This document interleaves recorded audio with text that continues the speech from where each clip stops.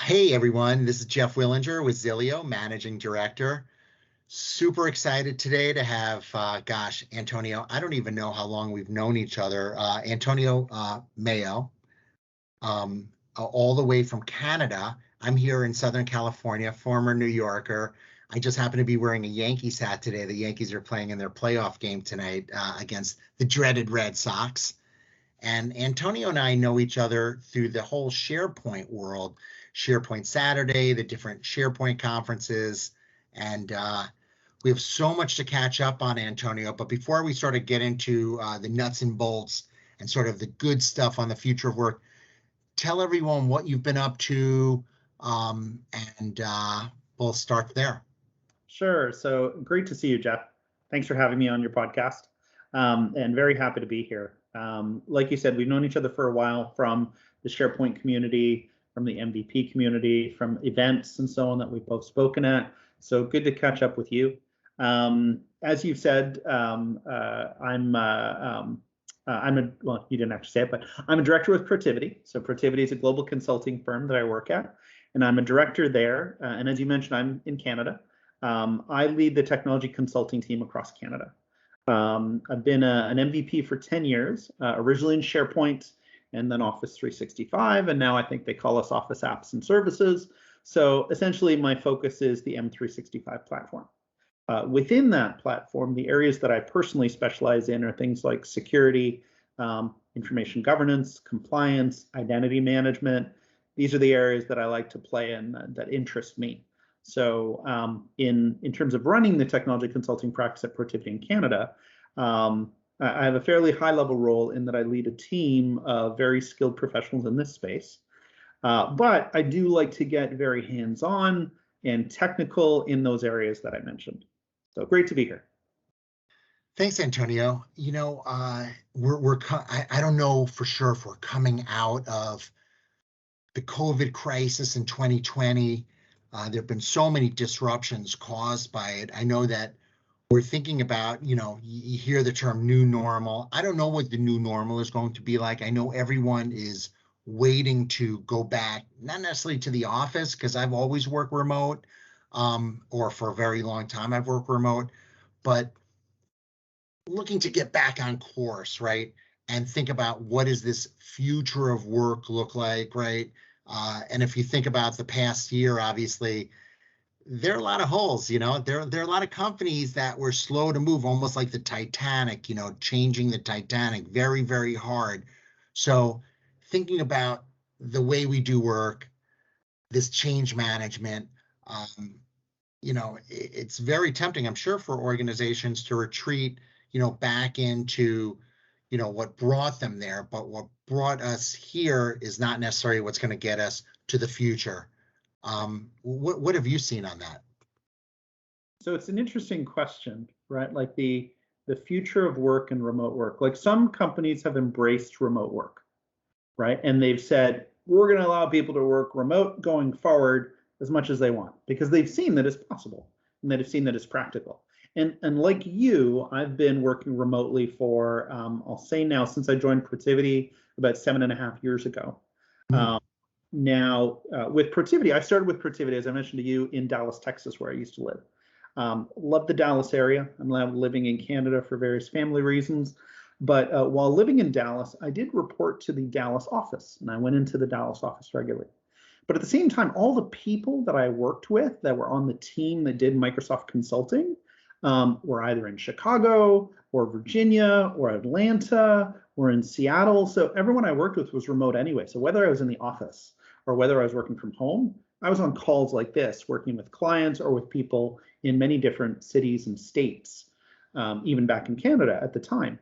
So I've been working remotely for a long time. I know that it can work, but I know a lot of people are looking to go back into an office, in part because of, I think, the routine that it gives to people, right? The getting up in the morning, getting cleaned up, getting ready, getting well dressed, the commute into the office, the breaks from your desk. There's a lot of people that kind of live off of that routine, and it helps to structure their days. And I know a number of people who don't have that structure anymore, and that's been difficult to deal with. I think that's one change that has not necessarily been positive for people, at least for some people. I think that's been hard. And then for others, we've gotten into a mode where I don't know about you, but I'm in meeting after meeting after meeting after meeting, back-to-back meetings all day long. And it comes to a point where, okay, when do I get to actually do my work? Or when my worst was one day I had 16 meetings in a day, and it was brutal because you're context switching all the time. And through those meetings, you're collecting action items. And by the end of the day, your brain is full and you're trying to write down your action items throughout the day. And your note-taking ability kind of degrades the more meetings you get to, just because you get tired. So I think one thing that's been challenging with people in working remotely is this back-to-back meetings and always being available for meetings. And I think people need to consciously find a way to get out of that mode and make time for dedicated work. So Absolutely. Rough. On one hand, it's rough. On the other hand, though, it forces people to focus their days and build in time to do work or build in time to answer emails. I saw a really interesting post from a good friend of ours, Erica, on Twitter just a week or two ago, where she mentioned, I do email 1 hour in the morning, do email 1 hour in the afternoon, something like that. Setting aside an hour in the morning, hour in the afternoon to do email and being religious about it, and then not doing email the rest of the day throughout that. And I just thought that was really interesting, right? It's a really interesting way to approach email, where it's like, email interrupts us all the time. So finding a way to focus that time so that I can get other better focused time, I just thought that was a great tactic. And all that to say, I think this working remotely has surfaced these kinds of issues that people will still need to work through. Yep. I think a lot of us are going to continue to work remote. My challenge with working remotely has been the rest of the world is also working remotely. And I think that has driven this just so many more meetings happening all the time. So I'm hoping we get back to just more focused work. You and I both. One of my favorite little meeting hacks, if you will, is starting although we didn't do it for this meeting because I knew I would want to take as much time with you as possible. We didn't, I start meetings sometimes 5 or 10 minutes past the hour or past the half hour. Yeah. It makes you more conscious of, getting your stuff done in 20 minutes or 50 minutes, but also gives the person that's coming out of a meeting a little break before they hop on another call. Yeah, I've noticed Microsoft people that are booking meetings with me doing exactly that. And it's 100%. I'm like, why are we starting at 3:05? And then it's like, oh, okay, that's great. I didn't even think about it. I just thought, brilliant. Yeah. I love it. Yeah, I thought that was awesome. Yeah. When I think about this past year, in the moment of truth, if you will, right? Technology has really gotten us through. It's really gotten us through the pandemic, and it really redefines how we do work, how we interact. I think about yesterday when there was no Facebook and no Instagram or WhatsApp. I know. And I think about, what would the world be like if there was no Facebook or Instagram? I would say, for me anyway, I would have an hour. I don't know if I spend an hour a day on it, but I would say at least 30 minutes, at least Monday through Friday on those. I don't know. I'd probably spend more time on LinkedIn, although I'm on LinkedIn every day too. I don't know. What do you think? Did it affect you at all, Antonio? No, because, and I'll apologize in advance to all my friends on Facebook. I intentionally stopped checking Facebook. I don't know, maybe 6 months ago, something like that, earlier this year, just because I noticed I was spending so much time checking it. And it becomes, at least for me, not for everybody, but for me, it became a difficult habit of checking it a little too often. It kind of became my break multiple times a day. And I find Facebook, you either see people complaining about, at least people that I'm, and so no offense to anybody, but I either see people complaining about something adamantly or talking about how wonderful their lives are. And it's like, okay, it just became a bit much for me. So I intentionally dropped out of Facebook. So it didn't affect me at all, but I was amazed at the impact, right? Like Facebook, Instagram, and WhatsApp were down globally for what, 6 hours, something like that, 6 to 8 hours. I'm not sure the exact time, but think of the billions of people that are on those platforms that are affected. Oh my God. Like, Amazing. yeah. Yeah. And it's not only that people's social media was down, it's the company of Facebook. Their email is on facebook.com, right? Like that's that's their Oh, domain. they had no communication, zero. They couldn't badge into the buildings. Like it was terrible for them. Yeah.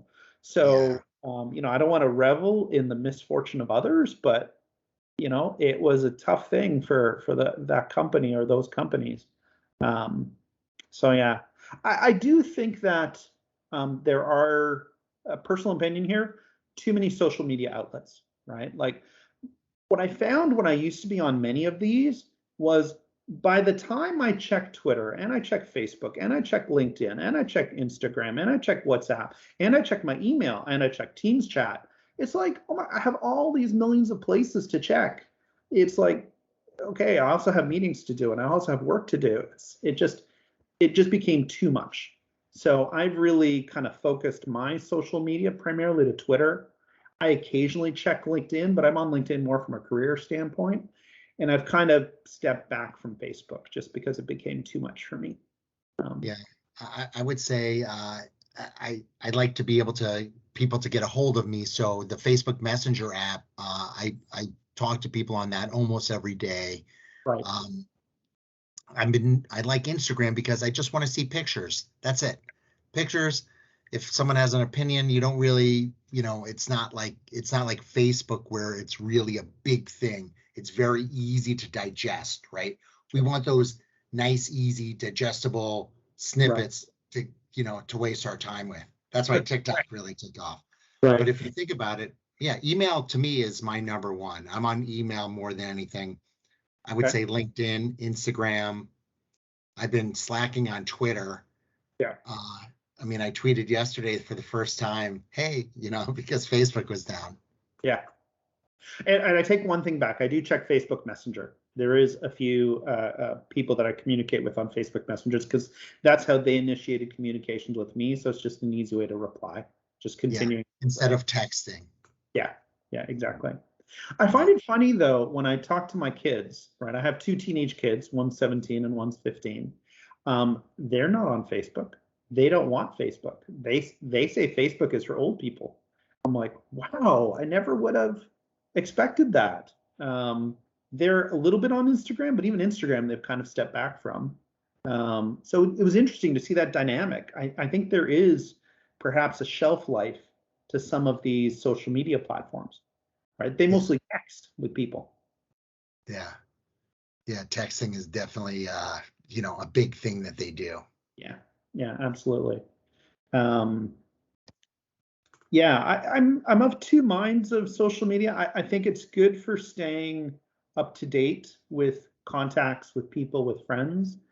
I find it very difficult though to get anything authoritative on those, right? Like I try to avoid reading real news on any of those platforms because, a lot of people who post stuff kind of position it as an authoritative source or some article they saw somewhere and it's hard to know the authenticity of what you're reading sometimes.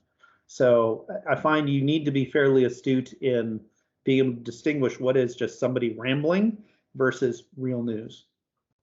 Antonio, when I think about what you're doing in Canada, and obviously you're working with Xillio on a couple of different projects, Yeah, I would think that for you, creating a new culture of working has got to be a little bit of a challenge. I mean, is your entire team? I know Protiviti has got offices all over. Xillio has no offices here in the U.S. and Canada. But tell me a few things. What are some things that you're doing to sort of create a great culture of collaboration, that type of thing? sure. So it's a great question, actually. If you were to ask some of my team members that question, I think they would say that I'm an old fogey and that They wished I would change more of the communication and collaboration habits, but before we get into that, so every time we start up a project at Protiviti, we create a team and we manage that project within Microsoft Teams, right? Within a team. And that helps us to, I'll say, compartmentalize the information and manage the information that we're storing for a project, as well as focus communications around that project, right? So that's a common, I'll say, modern workplace artifact, and we definitely do that on our team, on our Canadian team at Protiviti. We also have another team where we run the practice, and everyone in the team has access to that. We have various types of communication that we've included on there. We have some resource planning, I'll say spreadsheets and artifacts that we use for planning who's on what project and who gets allocated hours on what project. We have what's called a knowledge center, which really is a library with all kinds of artifacts from our projects that we can reuse, that we all have access to. So I think we do a good job of storing our project artifacts and documentation and so on in Teams, and then managing various aspects of the project, of our team, of our practice, and communicating that also through Teams. That said, I still do a lot through email. Like you said, the first thing I probably check in the morning for work is email. After that, it's Teams chat. After that, it's channel conversations. And I find it's been more Teams chat than channel conversations lately, because I don't know about you, but I think I'm on 120 different teams across 8 tenants. And it's impossible to check that on a daily basis, right? Like I used to have one inbox that I manage. Now it feels like I have 120 inboxes that I have to manage, if you think of chat as an inbox. Yeah. So I still do email a lot. And I've gotten very fast at email personally over the years, right? Like I remember I was on the Microsoft Outlook beta when it was first coming out in 1998, right? So I've literally been using Outlook every day of my life, almost, for what, 22 years, I think. Yeah. It's hard to break that habit. Yeah, no, I'm with you. I, again, I'll just whisper it. I love email.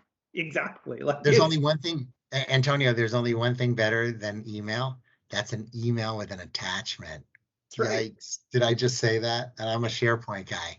Yeah, it's still the easiest way for a person, the fastest way for a person to share info.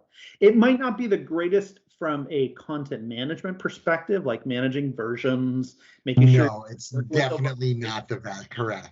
It's not good for that.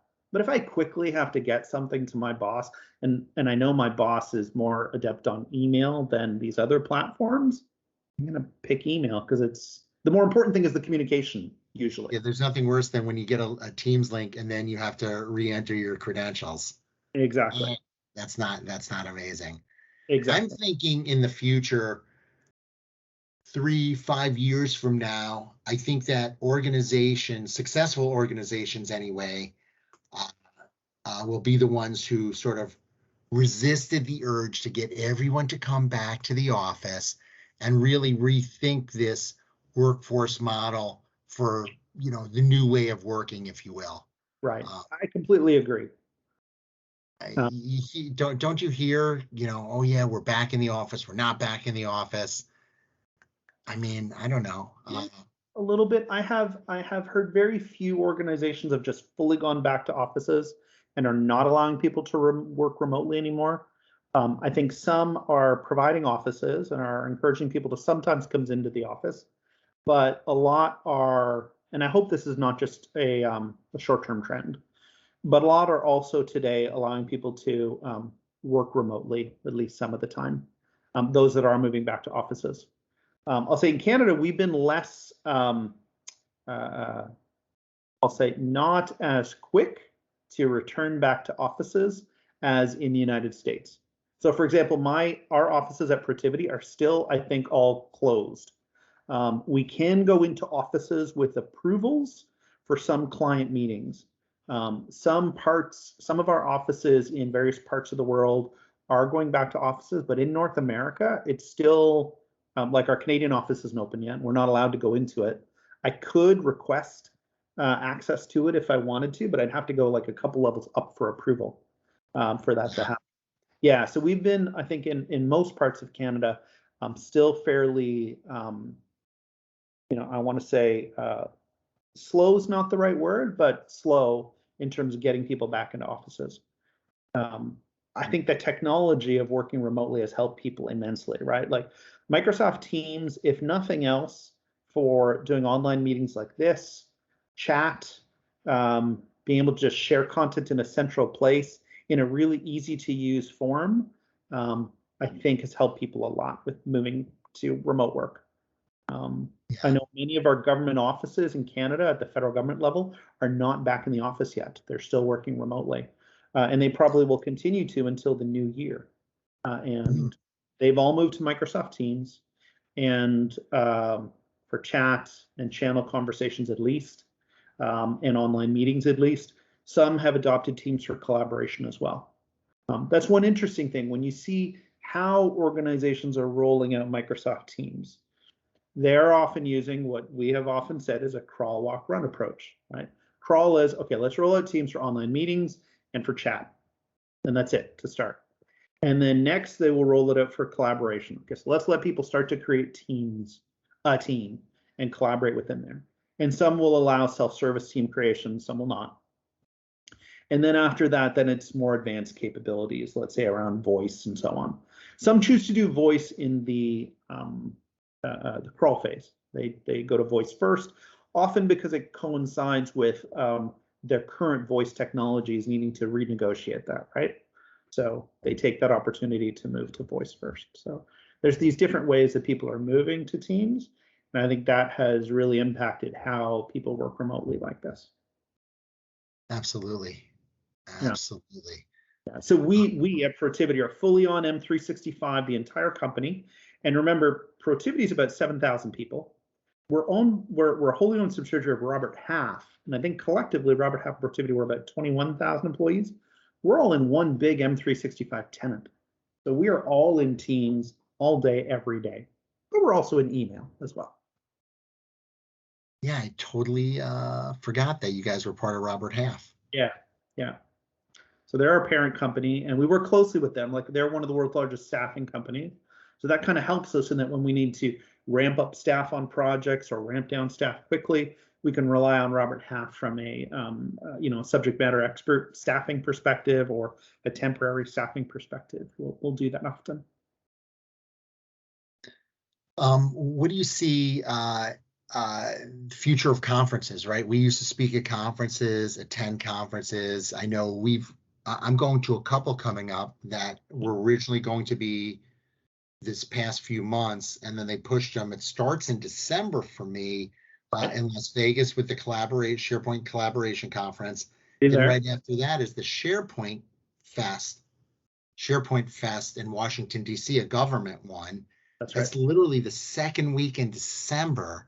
Yeah. And then in January in Dallas. I don't know. What do you think of that? So I'll be at the M365 Collaboration Conference in Las Vegas as well. That will be my first conference since early April 2020, right? I haven't been to any since then. I literally just booked my flights earlier this week to Vegas for.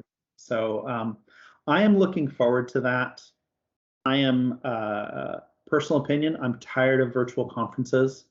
They're not as effective, I find, because it's too easy to multitask.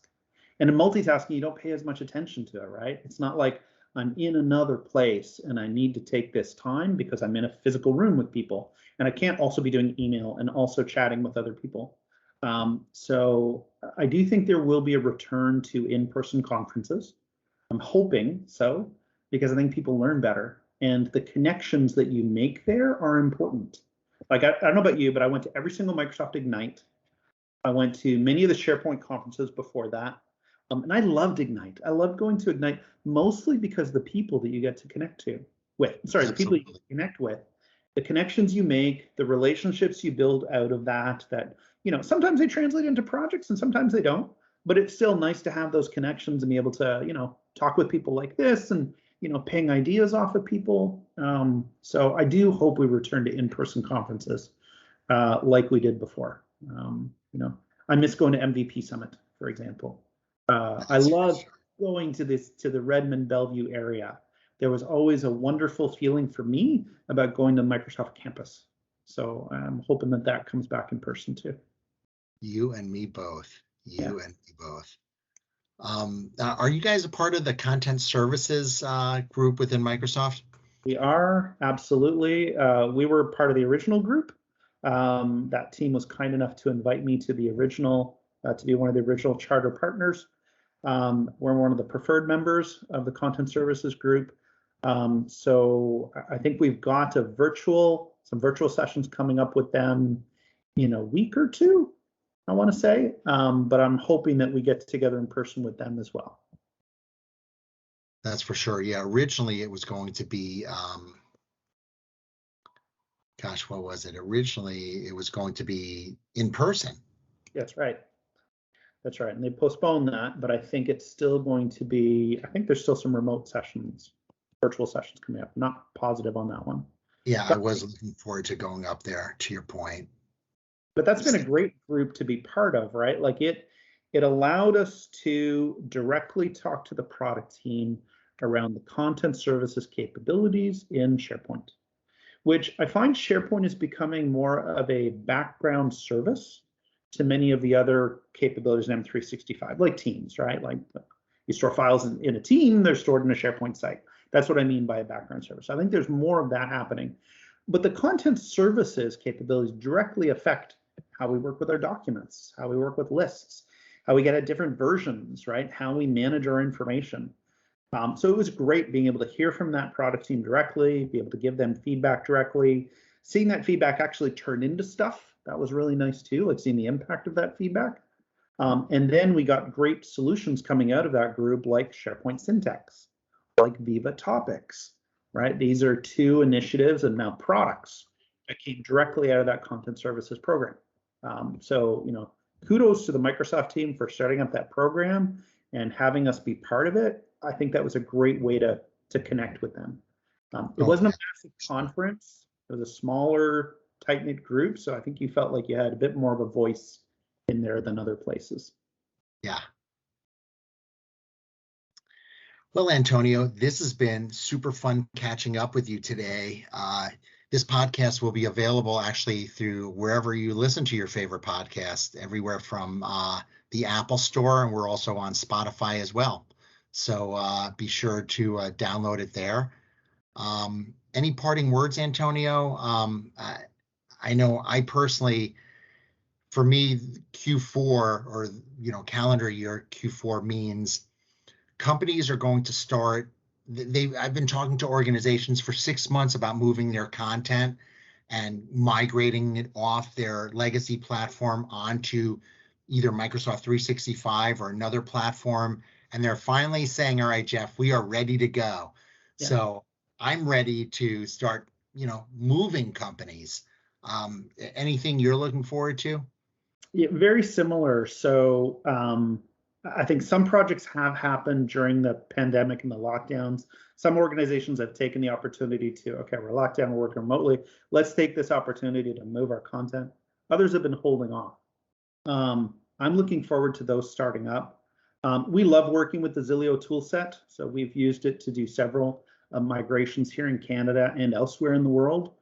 So personally, I love working with your tools, your migration capabilities, and looking forward to several of those projects starting up. Like I'm looking forward to when, we talk about digital transformation, right? I'm looking forward to these companies being transformed, to them getting there, to having their content in the cloud, having people work with it remotely, continue to work with it, make use of the great capabilities, that kind of the base level capabilities that are there, and then move to the higher level capabilities like Viva Topics, like Syntax, where we can kind of, I'll say, expedite our reasoning over this information, right? Like I love the capabilities that Viva Topics gives us in terms of helping us find knowledge. I love the capabilities that Syntax gives us in terms of extracting key metadata from documents and having that drive business processes. But you need the content in M365 to really make use of those features. So like you, I'm looking forward to kicking off those projects, getting the content into M365, and then helping customers make use of these higher level capabilities and just gain all the benefits from it. So yeah, Great. exciting times, I think, still. All right, Antonio, I really appreciate your time today. Super fun catching up. Look forward to seeing you in person and gosh, about 2 months from right now. That's right. Yeah, no, thank you, Jeff. Thank you for having me on the podcast, and great to see you and to catch up. And yeah, look forward to catching up in Vegas.